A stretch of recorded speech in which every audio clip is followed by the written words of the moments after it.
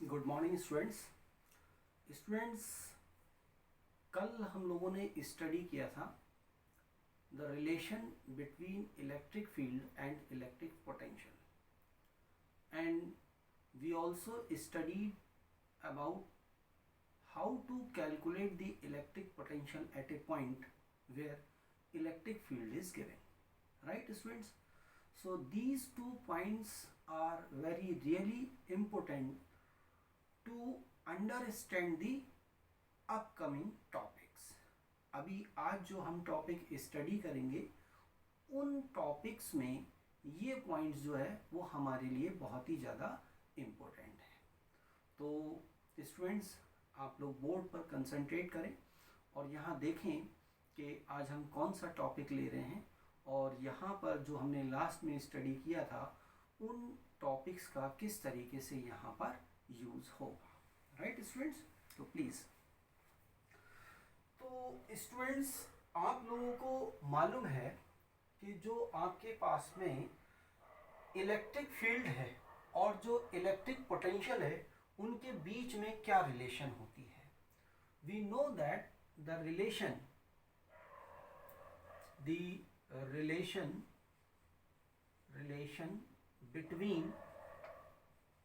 Between electric field and electric potential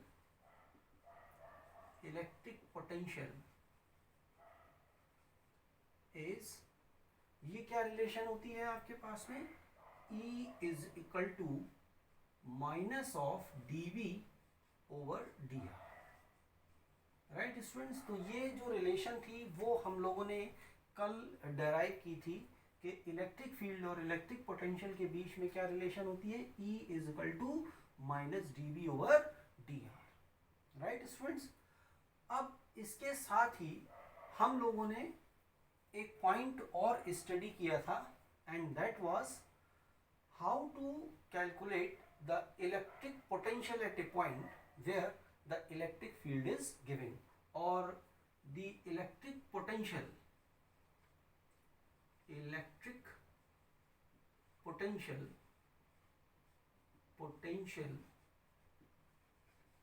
from electric field.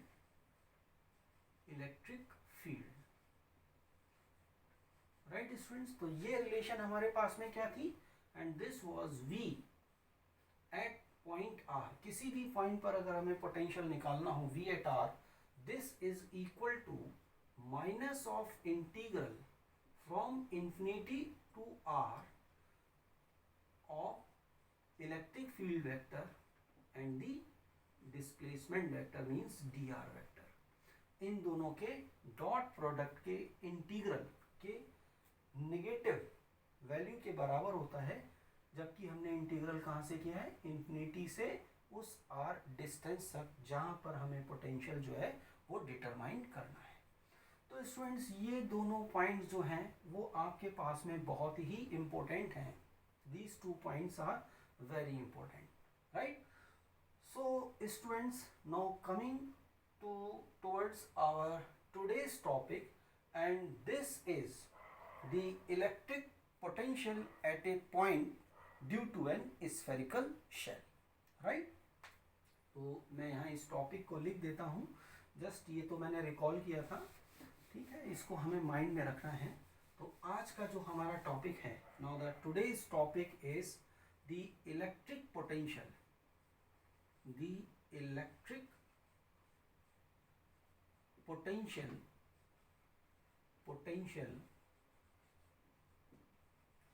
at a point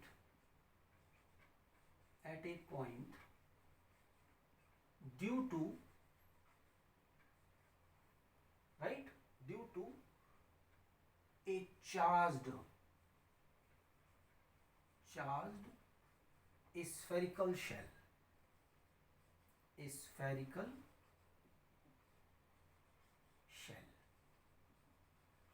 means आपको एक spherical shell दे रखा है, right, और इस पर चार्ज डिस्ट्रीब्यूट है on which is distributed uniformly over its surface, और इसके कारण आपको क्या है, किसी एक पॉइंट पर जो इलेक्ट्रिक पोटेंशियल है वो कैलकुलेट करना है, उसकी वैल्यू कितनी होगी।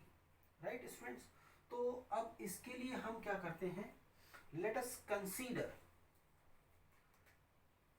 a spherical shell, right, of radius capital R and center O।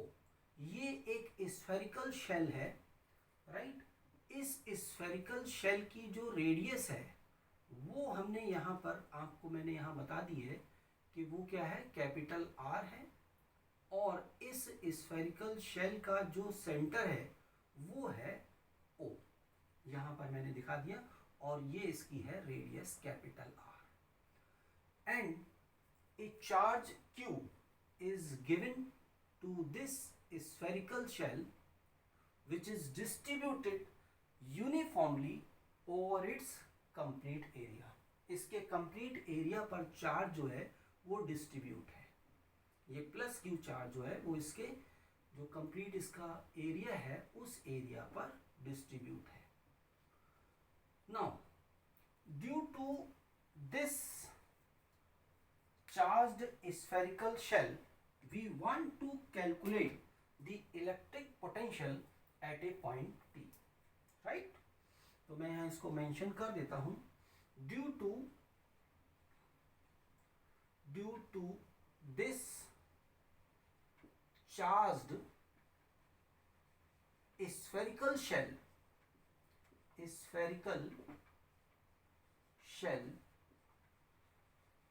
we want to calculate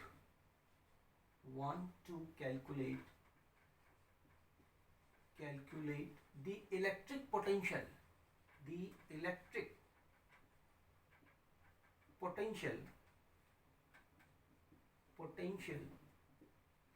at point P। एक पॉइंट है P, उस पॉइंट P पर हम इलेक्ट्रिक पोटेंशियल जो है वो क्या होगा due to this charge spherical shell, उसको हम कैलकुलेट करना चाहते हैं। तो अभी आप इस यहाँ पर एक चीज़ देखिए स्टूडेंट्स, ये हमें एक स्फेरिकल शेल है दे रखा है, इस पर चार्ज है, इसका सेंटर है, इसकी रेडियस है, ये सारे गिवन पैरामीटर्स हैं। हमें पॉइंट P जहाँ पर हमें पोटेंशियल कैलकुलेट करना है वो कहीं अभी मेंशन नहीं किया है, जनरल पॉइंट लिया है आपने कि उस एक पर्टिकुलर पॉइंट पर आपको क्या है कि पोटेंशियल कैलकुलेट करना है। तो यहाँ पर आप लोग इस चीज़ को जानते हैं, आप पहले भी आपने यहाँ जो intensity of electric field determine की थी उसमें आपने इस चीज़ को यूज़ किया है। क्या है वो पॉइंट कि यहाँ जो पॉइंट P है उस पॉइंट की 3 पोजीशंस जो हैं वो पॉसिबल हैं, राइट। Here 3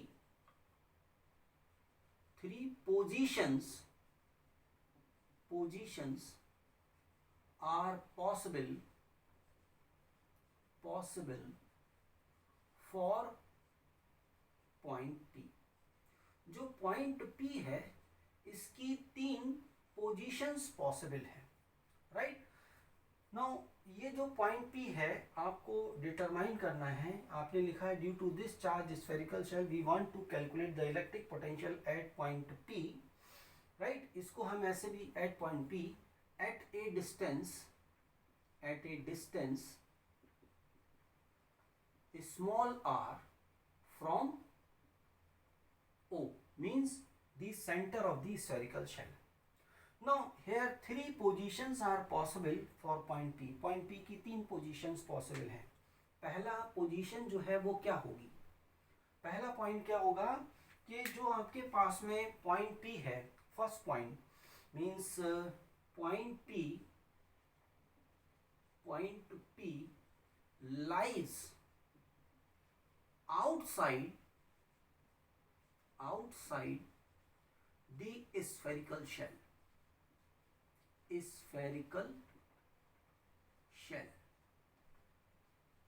right. तो यानी कि जो पॉइंट पी है वो आपका कहाँ पर एग्जिस्ट कर रहा है, आउटसाइड द स्फेरिकल शेल।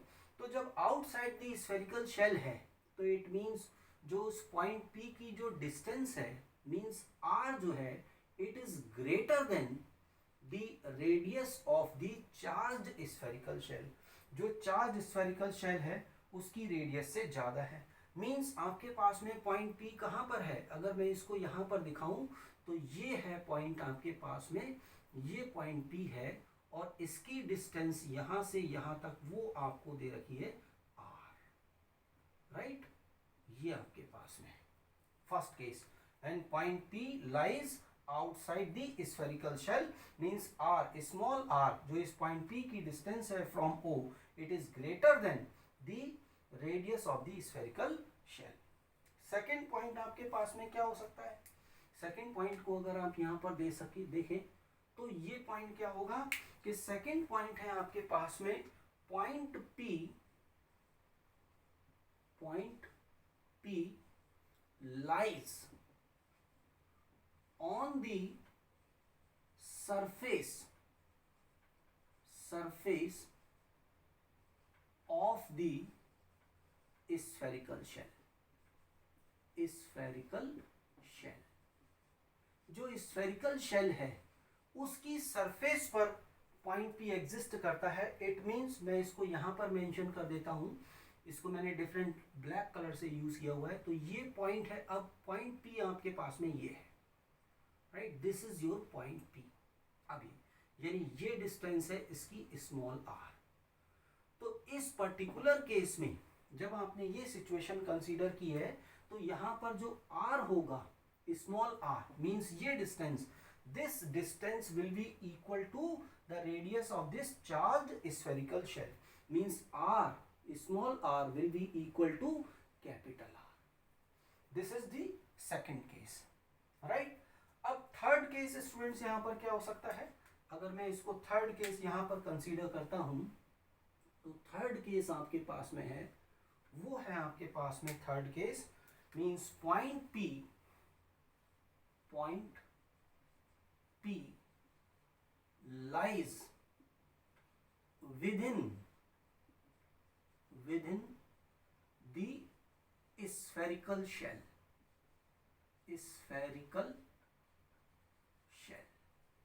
यानी ये जो पॉइंट P है वो अब आपका स्फेरिकल शेल के अंदर एग्जिस्ट करता है।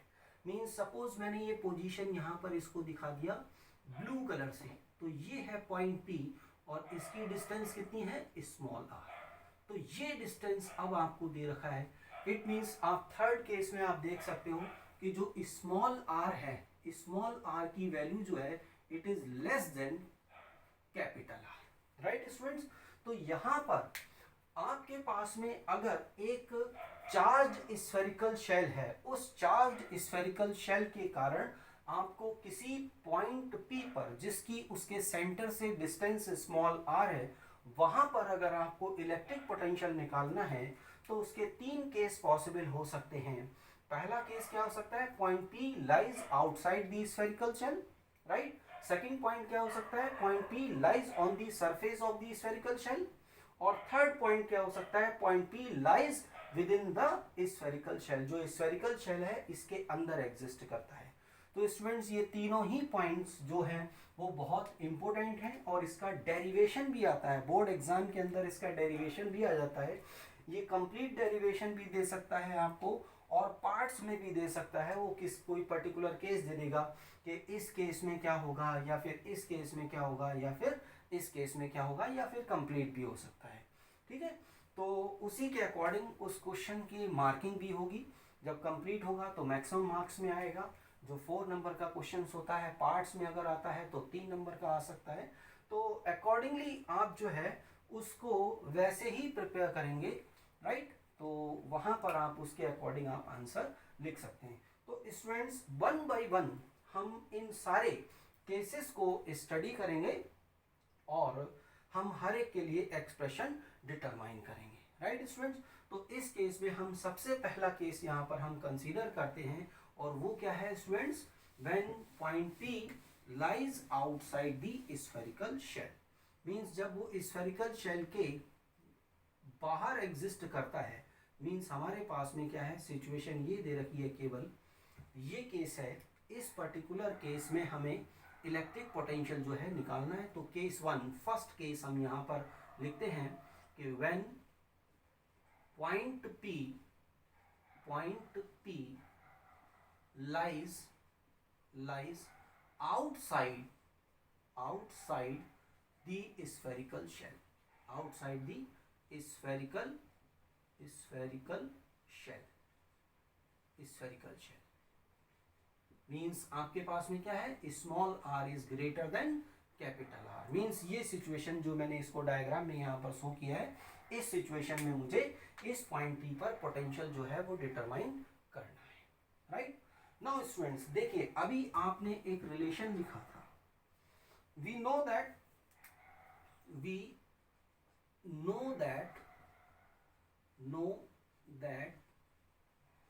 the potential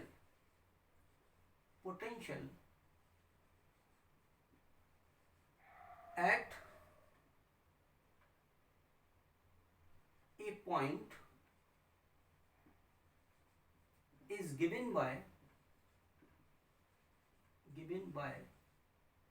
V is equal to minus integral of infinity to R E vector dot dr vector. ये कल हम लोगों ने स्टडी किया था, उस रिलेशन को मैं स्टूडेंट्स यहाँ पर यूज में लेकर के आ रहा हूँ कि अगर हमें किसी पॉइंट पे हमें पोटेंशियल निकालना है, we know that the potential at a point is given by v is equal to minus integral from infinity to r e vector dot dr vector, where e vector is the electric field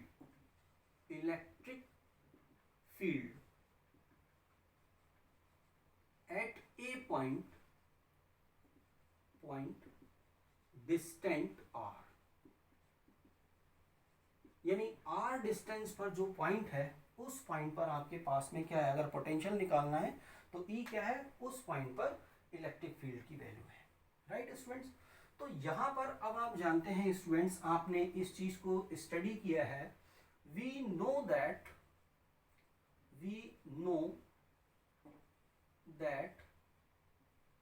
the electric field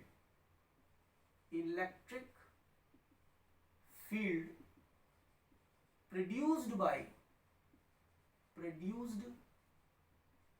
by a charged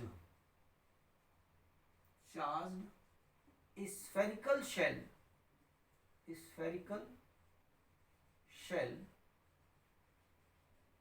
at a distance small r from its center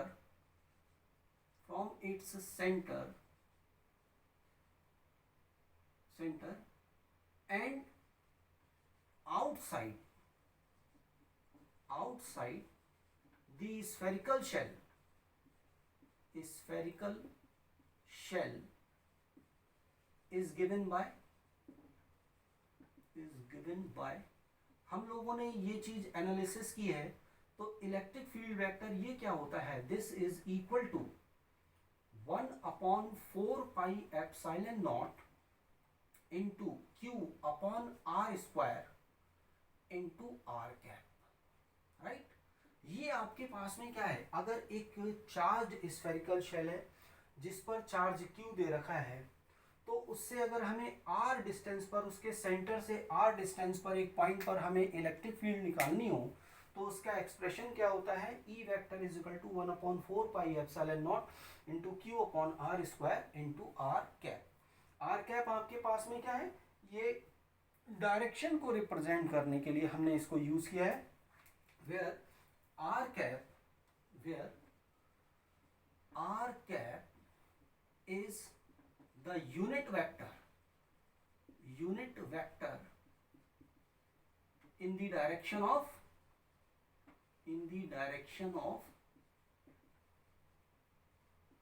R vector. R vector suppose यहां पर अगर मैं दिखाऊं तो ये इस direction में ये है R वेक्टर, तो इस वेक्टर की डायरेक्शन में आपका यूनिट वेक्टर है। तो हम इस चीज को हम जानते हैं।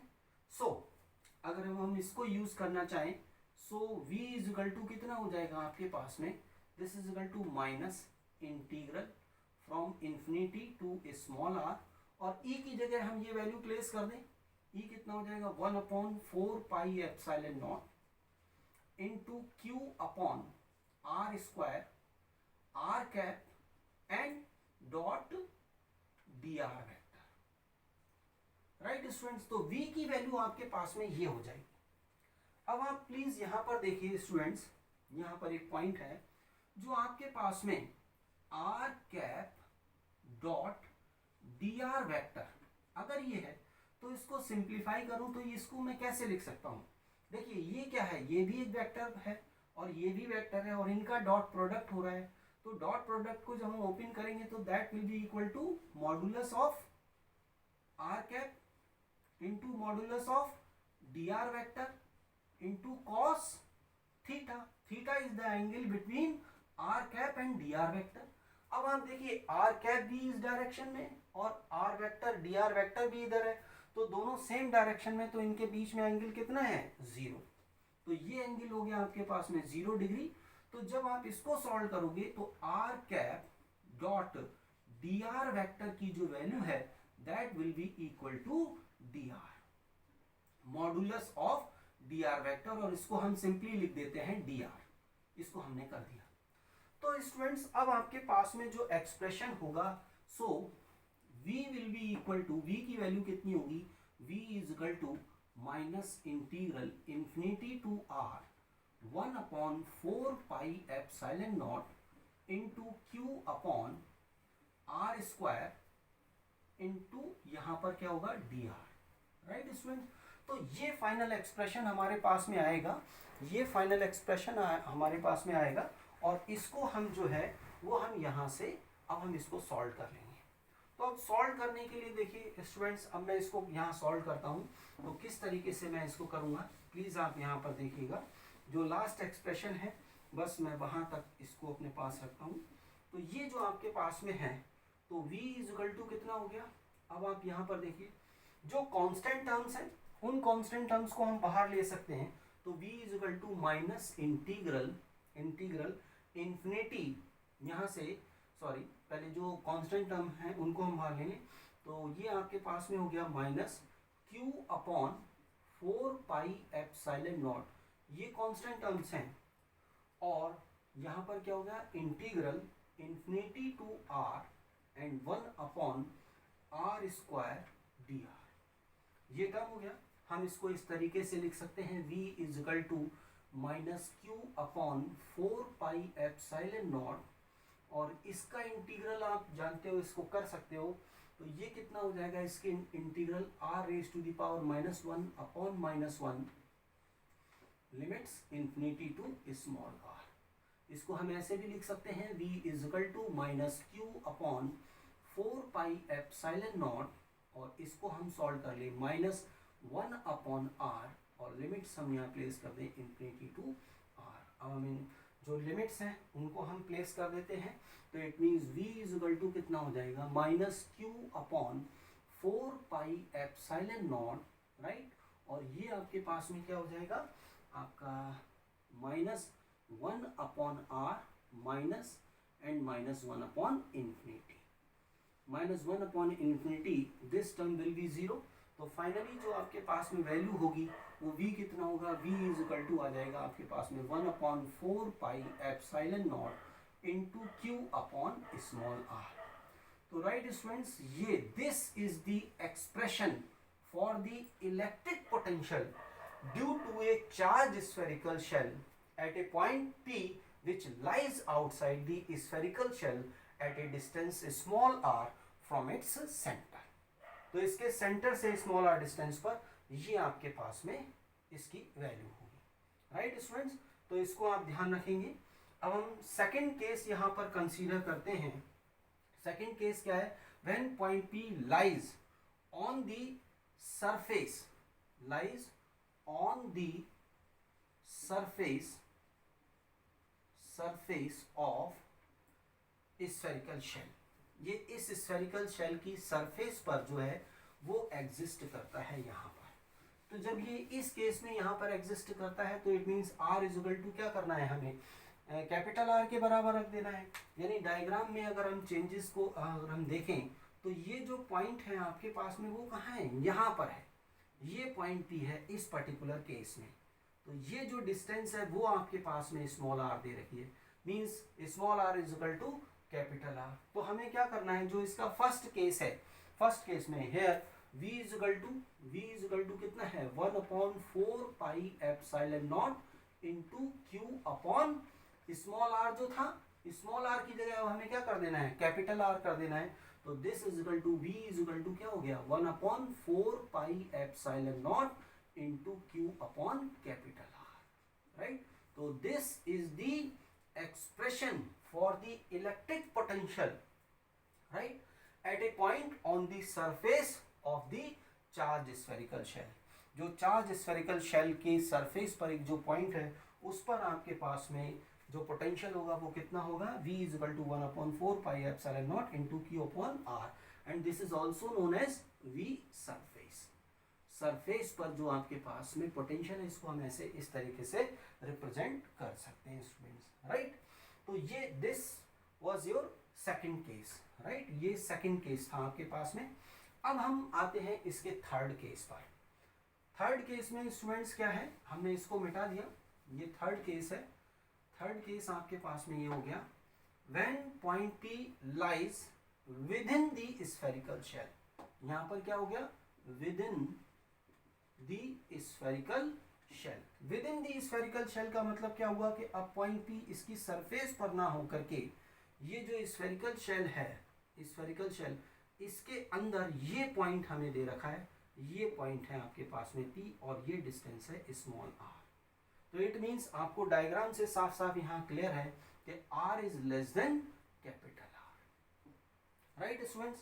तो अब आप यहाँ पर देखिए, हम the electric potential, the electric potential at point P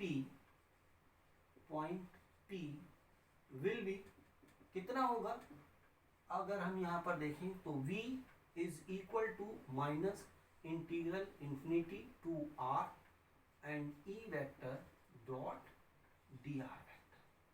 हम इसको यूज कर सकते हैं। अब स्टूडेंट एक बहुत ही इंपॉर्टेंट पॉइंट है यहाँ पर, इस चीज को आपको ध्यान में रखना है। क्या पॉइंट है, in this situation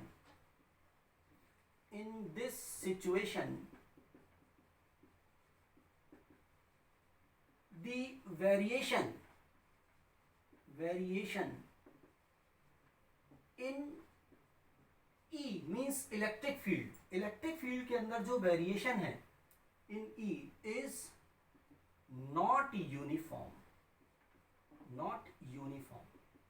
ये यूनिफॉर्म नहीं है, राइट स्टूडेंट्स। आप जानते हो क्यों यूनिफॉर्म नहीं है, आप देख सकते हैं कैसे। फॉर अगर हम यहाँ पर देखें कि जो आपके पास में जो इसकी डिस्टेंस है, अगर हम उसको देखें, जैसे आप इसको कह सकते हो कि इंफिनिटी से अगर हम कैपिटल R डिस्टेंस तक अगर हम देखें तो वहाँ पर जो E का वेरिएशन है, E किस एक्सप्रेशन के थ्रू डिटरमाइन कर सकते हैं, E vector is equal to 1/4 pi epsilon not into Q upon R square and R cap, right. इस एक्सप्रेशन के थ्रू हम डिटरमाइन कर सकते हैं इलेक्ट्रिक फील्ड। ये कहां से कहां तक है, इंफिनिटी से कैपिटल R तक। अब अगर हम कैपिटल R से स्मॉल r तक देखें तो जो इलेक्ट्रिक फील्ड है वो क्या होगा, that will be equal to 0, क्योंकि हमने अपने लास्ट चैप्टर में स्टडी किया है कि कोई भी स्फेरिकल शेल है या फिर एक सॉलिड स्फीयर है, उस सॉलिड स्फीयर के अंदर जो इलेक्ट्रिक फील्ड होती है उसकी वैल्यू कितनी होती है, 0 होती है। तो यानी कि इस यहाँ से कैपिटल R से इस पॉइंट तक जो इलेक्ट्रिक फील्ड की वैल्यू क्या है, 0 होगी। तो अब हमारे पास में हम इसको हम चेंज कर लेते हैं। तो so v is equal to आपके पास में क्या होगा, minus integral infinity to r vector E dot dr vector, it can be replaced as v is equal to minus, इसको मैं चेंज कर लेता हूं, ये हो जाएगा इंफिनिटी से कैपिटल R तक of E dot dr plus integral capital R से small r E dot dr vector, right.